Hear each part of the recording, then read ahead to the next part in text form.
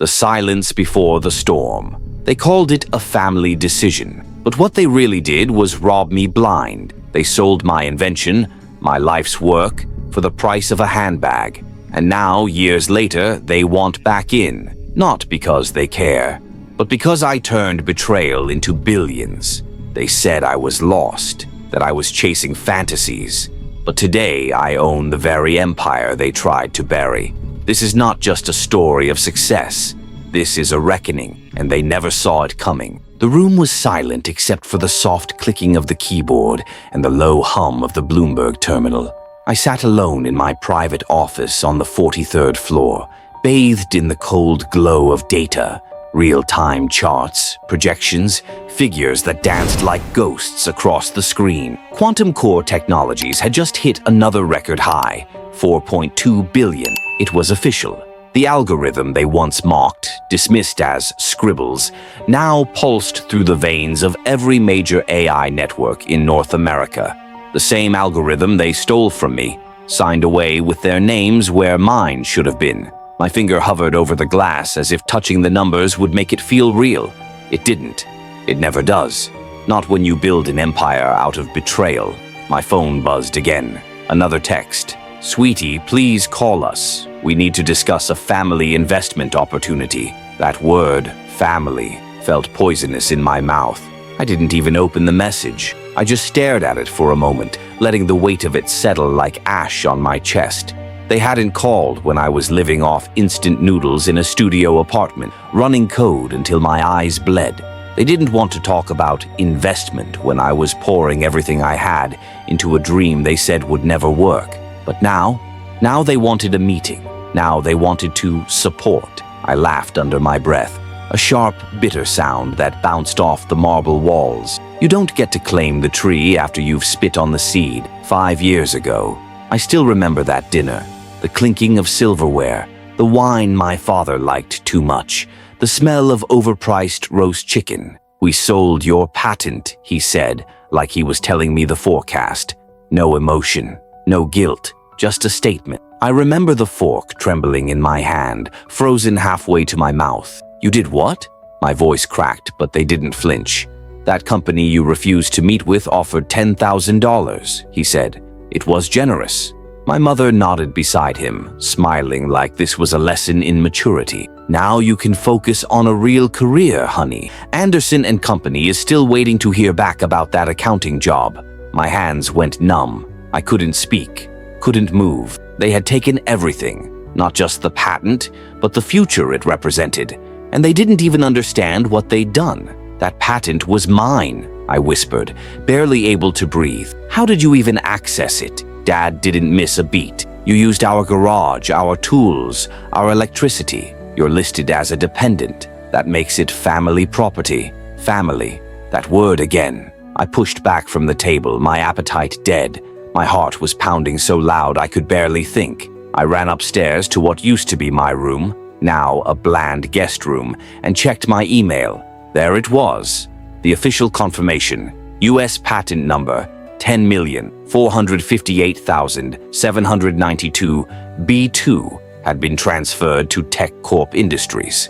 No signature from me, no authorization, just a quiet theft wrapped in the language of parental concern. They sold the crown jewel of quantum AI, the future of computing, for the price of a vacation purse. And they called it love, present day. The intercom buzzed. "Miss Chin, your 2 o'clock is here." I adjusted the cuffs of my tailored suit, Armani, naturally, and turned from the window. "Send them in." 5 executives walked into my office, trying to look confident but failing. They knew why they were here. The entire tech industry, Quantum Core, was circling Tech Corp like a shark smelling blood. The patent they bought, the one they'd built their AI empire on, was mine. And the girl they underestimated had become their reckoning. The lead counsel opened his mouth, probably to deliver some carefully worded nonsense. I didn't let him finish. "Let's be clear," I said. "You bought a patent from people who had no legal right to sell it, and now you're running an empire built on theft." I stood slowly, letting the silence linger. "My parents sold you something that never belonged to them for $10,000. I smiled, but there was no warmth in it. A bargain, wouldn't you say? Considering your AI systems are now valued in the billions. One of the executives shifted uncomfortably. Another cleared his throat, but no one dared interrupt. I turned to the wall screen behind me and tapped a button. Charts appeared. Growth metrics, legal briefs, IP transfer documents. So here are your options, I continued. Return the patent and face litigation for 5 years of unauthorized use. Or let Quantum Core acquire TechCorp completely. My algorithm, my terms. The air grew thick. I could see it in their eyes. They hadn't come to negotiate. They'd come to surrender. The debt they never paid. They filed out of my office one by one, murmuring that they'd be in touch, but I already knew what they would do.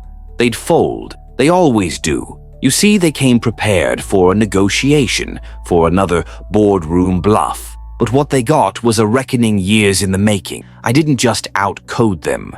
I outlived them, outbled them, outdreamed them, and now I was the one writing the terms. As the last TechCorp exec disappeared behind the double doors, Jennifer entered, holding a fresh stack of reports. "Your parents called again," she said without looking up. Her tone was flat, professional, but I could feel the disgust buried underneath. She didn't like them. No one on my staff did. They all knew. They said it's urgent, something about a family investment fund. I took the papers without responding, my eyes flicking to the top report. Another spike in stock value. Another analyst praising our latest neural net acceleration update. Another reminder that every door that once slammed in my face now swung open on its own. And yet, here they were, still calling, still trying to get in. I scrolled past a message from my mother, her words carefully chosen but still reeking of desperation. "Darling, we've always believed in your potential. Let's talk about how the family can support your company's growth." I closed the message. Believed in me? Number.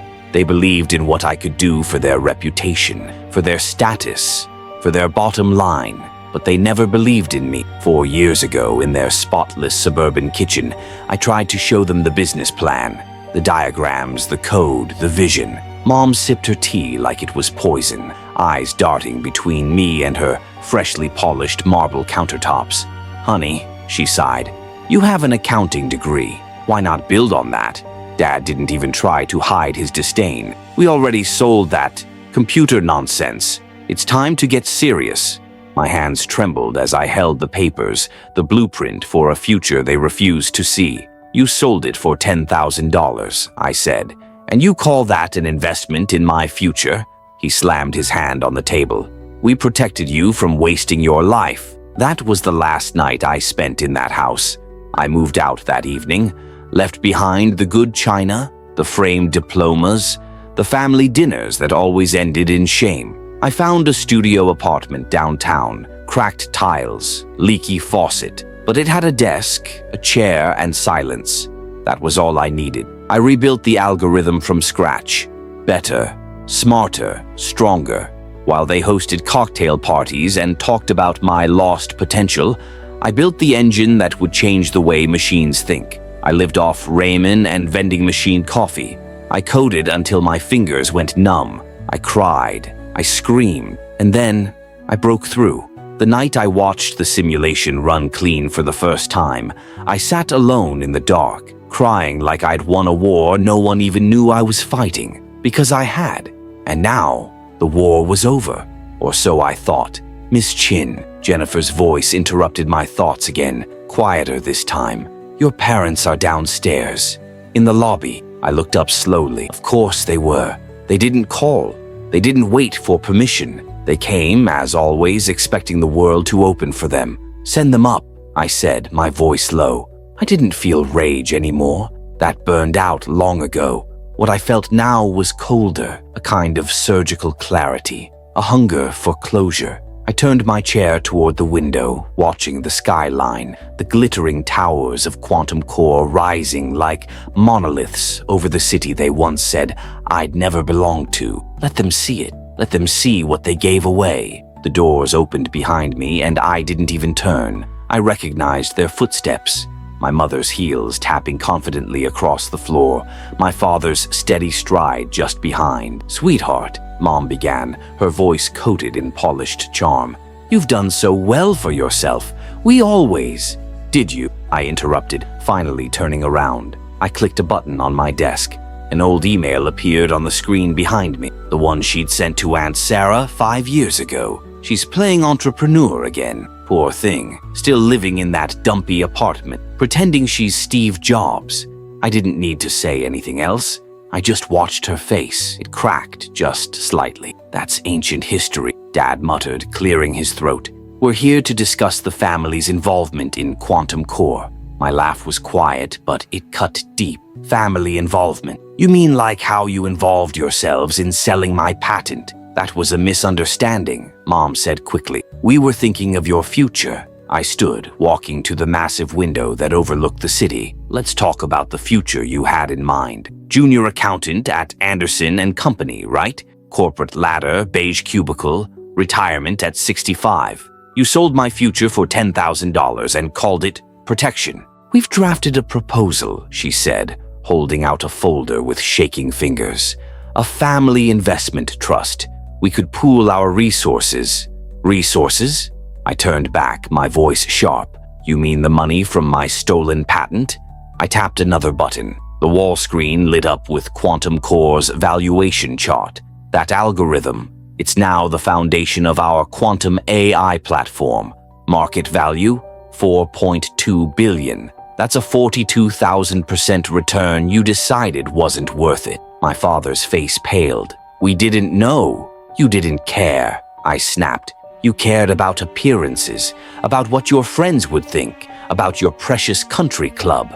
The silence thickened like fog. They didn't speak. What could they say? The truth was right there, dancing across my screens in glowing numbers and legal documents. They hadn't come to reconnect. They came because they finally realized the cost of their betrayal, because they saw their names on a shareholder list that Quantum Core would soon control, and they wanted a seat at the table they tried to burn down. When family turns into strangers. The door hadn't even fully closed behind the TechCorp team when Jennifer entered, her heels clicking softly against the polished floor like a ticking clock. In her hands were 2 folders, one thick with fresh acquisition paperwork and one thinner, weathered from time and betrayal. "Your parents called again," she said, her voice as neutral as ever, but I caught the slight hesitation. "They said it's urgent, something about a family investment fund." Family. That word again. It echoed in my chest like a wound that never truly scabbed over. I didn't reply. I just took the folders from her, my eyes lingering on the thinner one. The past never dies. It just waits in silence until you're successful enough to be worth apologizing to. I flipped it open and saw the documents. The patent transfer forms, the signatures that weren't mine, the email thread where they bypassed me like I was some inconvenient middleman. Each page was another cut across the trust I once had in them. The irony is that I built Quantum Core to escape them, my own form of emancipation, and now they wanted to sit at the table I'd built from the ruins of what they stole. The arrogance, the desperation. They didn't want reconciliation. They wanted a return on a betrayal. And like clockwork, my phone buzzed again. This time it was Dad. "The country club committee meets tomorrow. Your membership would be automatic now. You'd be a great fit, honey." I almost laughed. When they thought I was a failure, I wasn't even worth a dinner invitation. But now that I was a billionaire, now I was a trophy child they could parade around between golf rounds and champagne flutes. I turned toward the window, the skyline gleaming like a mosaic of everything they told me I wasn't capable of. Behind me, on the digital wall, the valuation of Quantum Core ticked upward. The algorithm they sold for pocket change was now rewriting the infrastructure of artificial intelligence. I didn't just prove them wrong. I rewrote the very definitions they tried to imprison me in. I thought of that night, how I'd packed up my life into 2 duffel bags, wiped my laptop clean, and left their house without looking back. I had nothing but my mind, my code, and my pain, and it was enough. Present day, Jennifer returned. "They're here," she said quietly. "Your parents, downstairs. Should I?" I held up a hand. "Send them up. If they wanted a meeting, they would get one, just not the kind they imagined." The elevator dinged, and a moment later they walked into my office like ghosts from another life. Mom in her overpriced suit, Dad with that same tired executive confidence that once crushed my dreams under spreadsheets and expectations. They looked around, trying to hide their awe, but it was there, in the twitch of Dad's jaw, in Mom's eyes scanning the skyline view. "You've done so well for yourself," Mom said finally, her voice laced with manufactured warmth. "We always knew you had it in you." I didn't respond. I just turned the screen behind me, pulling up an old email. "Really? Like when you told Aunt Sarah I was going through a rebellious phase and needed to come home to reality?" Their smiles faltered. "That's ancient history," Dad said quickly. "We're here to talk about the family's future with Quantum Core." The audacity. I walked slowly to the table where the folders waited, letting the silence fill the room like smoke. "You mean like when you talked about my future with Anderson and Company? Or the future you planned for me after you stole my patent?" Mom stepped forward, producing yet another folder, this one gleaming with desperation. "We've drafted a proposal, a family investment trust. We'd like to pool resources, rebuild what was lost." I opened the folder. It was laughable. Their combined assets, their house, their cars, even the cherished country club membership. They were offering it all in exchange for a slice of the empire they tried to abort. "I see," I said calmly, walking to the digital wall. I pulled up the current market value of the patent they'd sold. "Do you know how much that algorithm is worth now?" Neither of them answered. $4.2 billion. That's a 42,000% return on your $10,000 betrayal. Dad turned pale.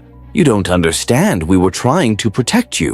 "From what?" I asked, my voice rising for the first time. "From becoming something you couldn't control." Mom took a shaky breath. "We made a mistake, but we're still your family." I leaned over the table slowly, tapping the folder with the transfer documents. "You're the first hostile acquisition I ever survived." I turned back toward the window as their words began to blur. Justifications, apologies, half-truths. They thought this was about money, about legacy. They still didn't understand. This wasn't business. It was survival. They sold my future for the comfort of their narrative, and now they were trying to write themselves back into a story they abandoned. But I wasn't the same girl who begged them to believe in her. That girl died the moment they signed away her dream. The price of betrayal. They entered like strangers in their own daughter's empire, but carried themselves like guests of honor. My mother wore that same pale pink designer suit she always saved for weddings and power luncheons, only now it hung on her like armor, stiff and desperate. My father walked beside her with shoulders slightly too broad, still clinging to the ghost of corporate confidence. But their eyes, those betrayed them. Not once did they glance at the panoramic skyline of Quantum Core. Not once did they admire the empire they had once sold for $10,000 and a pat on the back. They were too busy calculating how to crawl back into relevance. "Sweetheart," my mother began, her voice soaked in practiced warmth. "You've done so well for yourself. We always knew you would." Her gaze swept across my corner office like it was a showroom.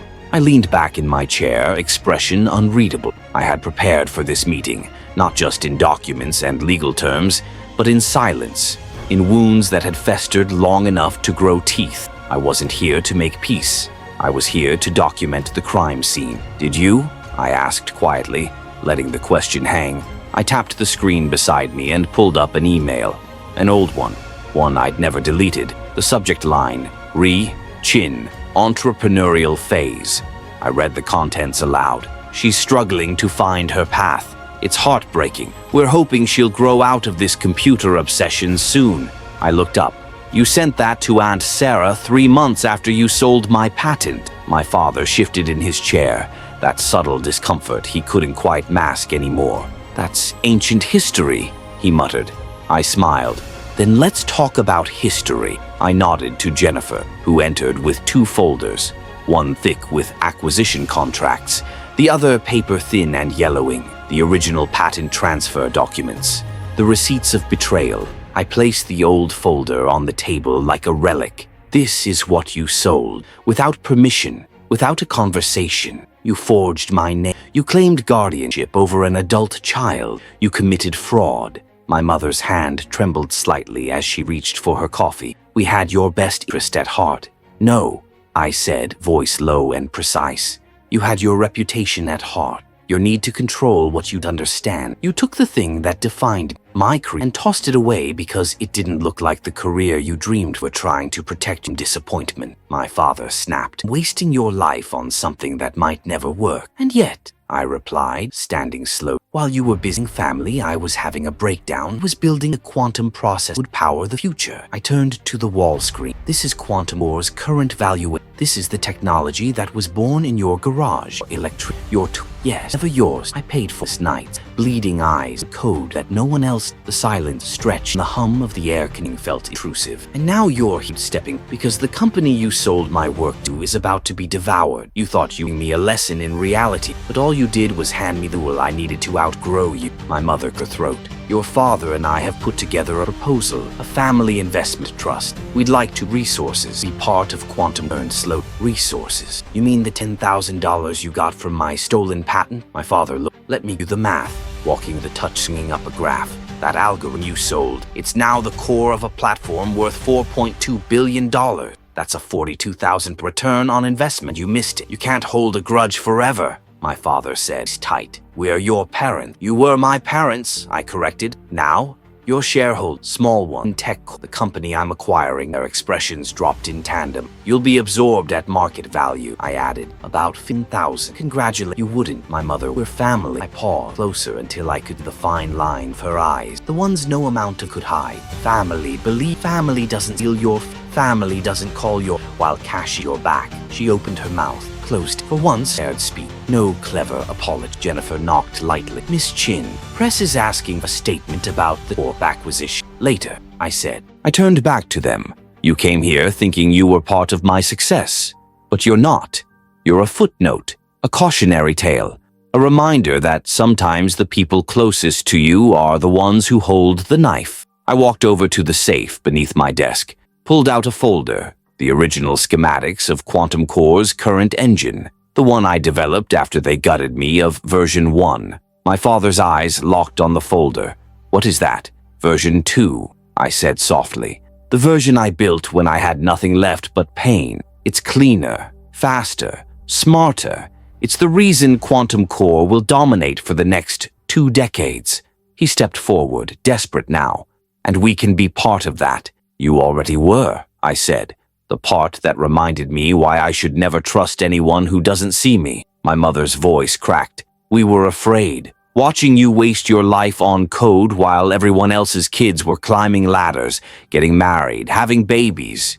You didn't see a daughter, I interrupted. You saw a reflection of your own failures. So you tried to shape me into something acceptable, safe, familiar. But I was never built for the mold. I pointed to the monitors displaying the company's global infrastructure, labs, data centers, think tanks. This is who I am. This is what I chose when you forced me to choose between your version of love and my truth. They both looked at the screens. Their faces were pale, hollowed out, not just by guilt but by loss. The irreversible kind, the kind that money or apologies or parental titles can't fix. I'm not angry, I said at last, voice calm. I'm grateful, because your betrayal taught me what belief really looks like. And it doesn't come in the form of accounting jobs or country club invitations. It comes when you back someone before the world does. Jennifer re-entered with a thick file. The Tech Corp board just signed, she said. We're official. My parents turned toward me. One last effort. Please, my mother whispered. Let us be part of your legacy. I walked to the door and opened it. You already are, I said, as the warning label. And with that, I stepped aside. Jennifer would show them out. Behind me, the office buzzed with the hum of progress. Somewhere deep below, the algorithm they sold for a used car was rewriting the future. And above it all, I stood, proof that sometimes the ones they try to bury become the roots of something unstoppable. I didn't say anything at first, just stared at them. Two people who once looked so invincible, now barely holding themselves together in front of a daughter they had tried so hard to erase. My mother sat frozen in that velvet chair, the one imported from Italy that matched nothing else in my office but made her feel important. Her posture was impeccable, like always, but her eyes had begun to twitch, unable to hold my gaze. My father, once the embodiment of corporate certainty, now gripped his briefcase like a drowning man clings to driftwood. "You want to talk about family?" I finally said, my voice steady, almost gentle, the kind of calm that feels like the moment before an earthquake. "Let's talk about how family means control in your world. Not love, not belief, just control." I picked up the thin folder again. The original patent transfer with their forged signatures.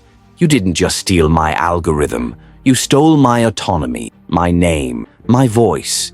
And now that the world has heard me anyway, now you want to claim you were there all along?" Dad opened his mouth, some reflexive negotiation about to escape, but I lifted a hand. "Save it. You raised me to be transactional, to see people as leverage and assets.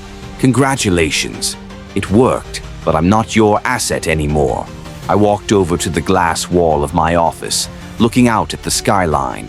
Below me, Quantum Core's campus glowed like a circuit board carved into the city, a living monument to everything they said I couldn't do. "You know the funny thing about betrayal?" I said, my back still to them.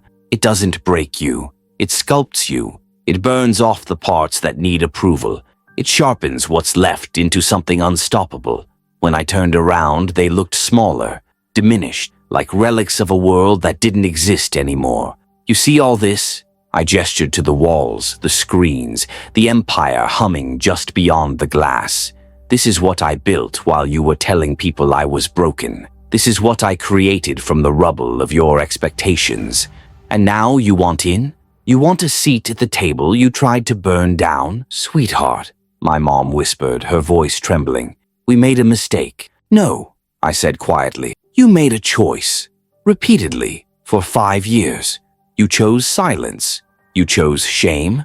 You chose to sell your daughter's future for the illusion of control." I walked back to my desk and pressed a button. One by one, the screens behind me lit up with data, market shares, global patents, innovation indices, the magnitude of Quantum Core's reach. "And while you were busy protecting your reputation, I was building a legacy." Dad stood suddenly, his voice loud, forced, desperate. "But we're still your parents. We gave you life." I stared at him, and I gave it meaning. He sat down again. My assistant buzzed through the intercom. "Miss Chin, your brother just arrived for his wedding consult. Should I send him to conference room B?" My brother? Of course. The golden child. The one they never doubted, never sold short, never asked to prove himself over and over just to be loved. I took a deep breath. "Yes, Jennifer. Send him in." They both looked at me, stunned. "You invited him here?" Mom asked. "I did," I said, "because unlike you, he apologized." Right then, the door opened and my brother stepped inside. He paused at the threshold, unsure of what he was walking into, but then he saw me, and I nodded, and he stepped forward. "You okay?" he asked gently. I nodded again. "Yeah, I'm more than okay." He looked at our parents and then back at me. "You want me to stay?" "No," I said. "This is my closure." He gave me a soft pat on the shoulder and walked out. I turned to them one last time. "You can go now," I said. "Jennifer will validate your parking, and the security escort is already waiting in the lobby." "But wait, the proposal," Mom stammered. "The family trust." "It's denied," I interrupted. "Same way you denied me, but with one difference. I won't pretend this is love." They stood, speechless. Mom reached out as if to touch my hand, but I stepped back. "Goodbye," I said. "You raised a daughter who needed your approval to breathe, but the woman you tried to bury built her own lungs." As they walked out of my office, slowly, defeated, I sat back down. I pulled out the notebook, The one with the quote I wrote in the darkest moment of my life. Success is the best revenge, but innovation? That's eternal. And I smiled, not because I won, but because they finally saw it coming. Too late. If this story hit you somewhere deep, don't just scroll past. Tell us in the comments. Have you ever been underestimated by the ones who should have believed in you the most? Hit that fire emoji if you've ever turned betrayal into fuel. Subscribe for more true stories.